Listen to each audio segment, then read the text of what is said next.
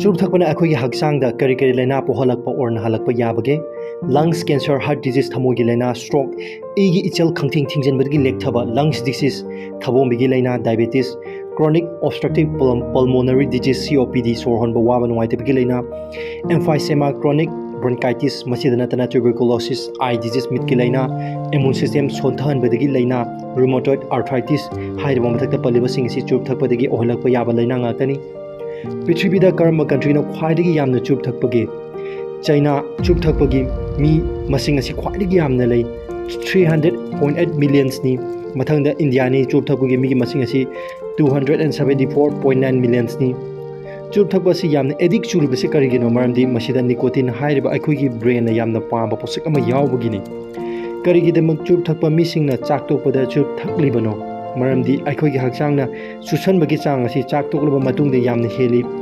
maram asina cigarette dagi nicotine hakchangdi yamna thuna chupsan handuna yamna thuna nisa panba henbagi ni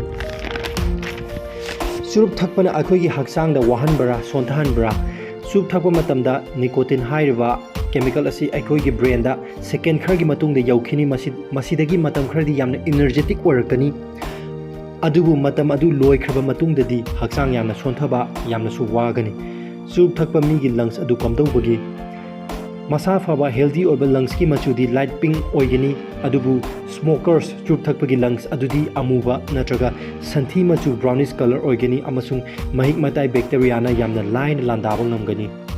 nongmada churup amakhak thakpasi safe oibra churup thakpagi safe level laite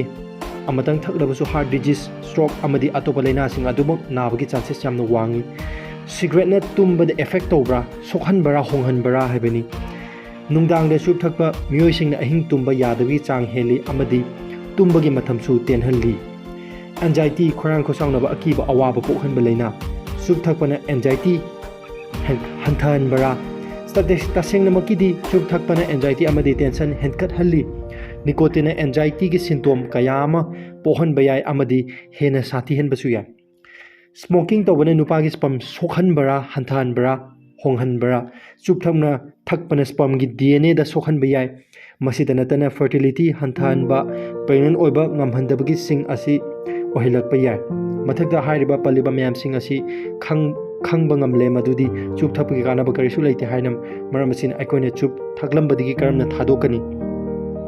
nicotine replacement therapy churup thakpada yawba aikhogi brain haina khraba addict chukraba nicotine hairiba chemical asi mahut sinaba doctor ga tanabiba amadi layengba isana churup thaknabagi thodok phibam sinbidaba churuki wakhal asi yaithokpa kaukthokpa tamba hairiba sing asi tawrabadi aikhoina churup thakpadagi soidana lapthokpa ngamgani thadokpa ngamgani